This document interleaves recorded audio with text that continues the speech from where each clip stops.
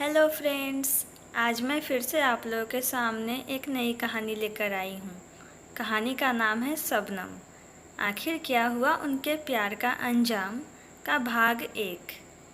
तो कहानी शुरू करने से पहले मैं आप सभी से रिक्वेस्ट करती हूँ कि अगर आज की कहानी आपको मेरी पसंद आए तो ज़्यादा से ज़्यादा मेरे वीडियो को लाइक, शेयर और सब्सक्राइब करना बिल्कुल ना भूलें और बेल आइकन ज़रूर प्रेस करें। अब्दुल ने जानबूझकर एक अभागे की हत्या कर दी थी। पठानों में ऐसी हत्या को बड़ी इज्जत की नज़रों से देखा जाता था और हत्यारे की समाज में धाक बैठ जाती थी। अब्दुल की उम्र ही क्या थी, अभी तो वह विद्यार्थी था। मामूली तकरार पर उसने एक आदमी को चाकू घोंप दिया था और वह आदमी अस्पताल ले जाते हुए मर गया था। गिरफ्तारी से बचने के लिए अब्दुल कबायली इलाके की ओर भाग गया था।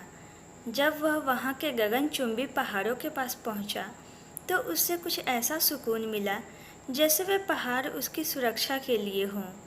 सरहदें कितनी अच्छी होती हैं, इंसान को नया जन्म देती हैं। फिर भी यह इलाका उसके लिए अजनबी था। उसे कहीं शरण लेनी थी, किसी बड़े खान की शरण, क्योंकि मृतक के घर वाले किसी कबायली आदमी को पैसे देकर उसकी हत्या करवा सकते थे। पठानों की यह रीत थी कि अगर वे किसी को शरण देते थे तो वे अपने मेहमान की जान पर खेलकर रक्षा करते थे। वह एक पहाड़ी पर खड़ा था। उसे एक गांव की तलाश थी। दूर नीचे की ओर उसे कुछ भेड़ बकरियां चरती दिखाई दी। उसने सोचा पास ही कहीं आबादी होगी। वह रेवड़ के पास पहुंचकर इधर उधर देखने लगा। गरड़िया उसे कहीं दिखाई नहीं दिया। अचानक एक काले बालों वाला कुत्ता भौंकता हुआ उसकी ओर लपका। उसने एक पत्थर उठाकर मारा, लेकिन कुत्ता नहीं रुका। उसने चाकू निकाल लिया। तभी एक लड़की की आवाज़ आई, खबरदार, कुत्ते पर चाकू चलाया तो। उसने उस आवाज़ की ओर देखा तो कुत्ता उससे उलझ गया। उसकी सलवार फट गई। कुत्ते ने उसकी पिंडली में दांत गरा दिए थे। आवाज़ एक लड़की की थी। उसने कुत्ते को प्यार से अलग किया और उसे एक पेड़ से बांध दिया। अब्दुल एक चट्टान पर बैठकर अपने घाव को देखने लगा। लड़की ने पास आकर कहा, मुझे अफसोस है, मेरी लापरवाही की वजह से आपको कुत्ते ने काट लिया। अब्दुल ने गुस्से से लड़की की ओर देखा तो देखता ही रह गया। वह बहुत सुंदर लड़की थी। उसकी शरबती आंखों में शराब जैसा नशा था। लड़की ने पिंडली से रिसता हुआ खून देखा तो भागकर पानी लाई और उसका खून साफ किया। फिर अपना दुपट्टा फाड़कर उसे जलाया और अब्दुल के घाव पर उसकी राख रखी, जिससे खून बंद हो गया। अब्दुल उस लड़की की बेचैनी और तड़प को देखता रहा। खून बंद हो गया। वह खड़ी हो गई। कोई बात नहीं, अब्दुल ने मुस्कुराते हुए कहा। कुत्ते ने अपनी ड्यूटी की और इंसान ने अपनी ड्यूटी। अजनबी लगते हैं आप, लड़की ने कहा तो उसने अपनी पूरी कहानी उसे सुना दी। अच्छा, तो आप फरार होकर आए हैं। मैं बाबा को आपकी कहानी सुनाऊंगी तो वह खुश होंगे, क्योंकि काफ़ी दिन बाद हमारे घर में किसी फरारी के आने की चर्चा होगी। मालिक जफ़र खान एक जिंदा दिल इंसान था। 70 से 75 साल की उम्र होने पर भी स्वस्थ और ताकतवर, जवान लड़कों जैसा।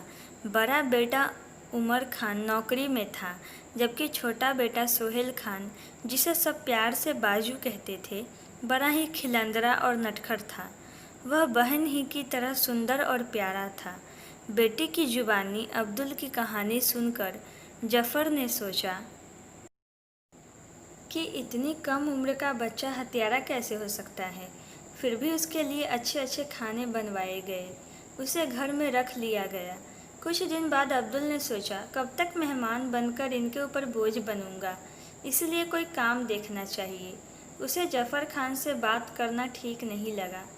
हाँ, उस लड़की का नाम ही शबनम था। अगले दिन सुबह उसने शबनम से कहा, बात यह है कि मुझे लकड़ी काटना नहीं आता, हल चलाना नहीं आता। मैंने सोचा कि रेवड़ तो चरा सकता हूँ, मुफ्त की रोटी खाते मुझे शर्म आती है। यह काम भी तुमसे नहीं होगा, तुम इस काम के लिए पैदा ही नहीं हुए हो। मुझे तो हैरानी है कि तुमने हत्या कैसे कर दी। तुम ऐसे ही रहो, तुम्हें मुफ्त की रोटी खाने का ताना कोई नहीं देगा। अगर मुझे सारा जीवन फरारी बनकर रहना पड़ा तो मैं बाबा से बात करूँगी, वह भी यही कहेंगे जो मैंने कहा है। इतना कहकर वह रेवड़ चली गई और अब्दुल उसे जाते हुए देखता रहा। हकीकत जानकर जफ़र ठहाका मारकर हंसा और अब्दुल से बोला, फरारी बाबू, मैंने तुम्हारे लिए काम ढूंढ लिया है, तुम सोहेल को पढ़ाया करोगे। यह काम उसके लिए बहुत अच्छा था। अगले दिन से उसने न केवल सोहेल को बल्कि गांव के और बच्चों को इकट्ठा करके पढ़ाना शुरू कर दिया। शाम के समय चौपाल लगती थी। गांव के सब बूढ़े बच्चे इकट्ठे हो जाते। अब्दुल भी चौपाल पर चला जाता था। वहाँ कोई कहानी सुनाता, कोई चुटकुले और कोई शेरो शायरी। यह सभा आधी आधी रात तक जमी रहती थी। रात को लौटकर अब्दुल जब दरवाज़ा खटखटाता तो शबनम ही दरवाज़ा खोलती, क्योंकि मालिक जफ़र खान ऊपर के माले पर सोता था। अब्दुल को यहाँ आए 2 से 3 महीने हो गए थे, लेकिन शबनम से उसकी बात नहीं हो पाई थी, क्योंकि वह उससे डरा डरा सा रहता था। वह अब्दुल से हंसकर पूछती, आ गए? वह उसे सिर झुकाए जवाब देता, लेकिन एक पल के लिए भी वहाँ नहीं रुकता था और अपने कमरे में जाकर लेट जाता था। वह बिस्तर पर भी शबनम के बारे में सोचता रहता था। शबनम का व्यवहार उसके प्रति प्यार भरा होता था, लेकिन अब वह उसकी और भी ज़्यादा ध्यान देने लगी थी। एक रात जब वह आया तो शबनम ने रोज़ की तरह कहा, आ गए? वह कुछ नहीं बोला और खड़ा रहा। दोनों के ही दिल तेजी से धड़क रहे थे। दोनों ने एक अनजानी सी खुशी और डर अपने अंदर महसूस किया।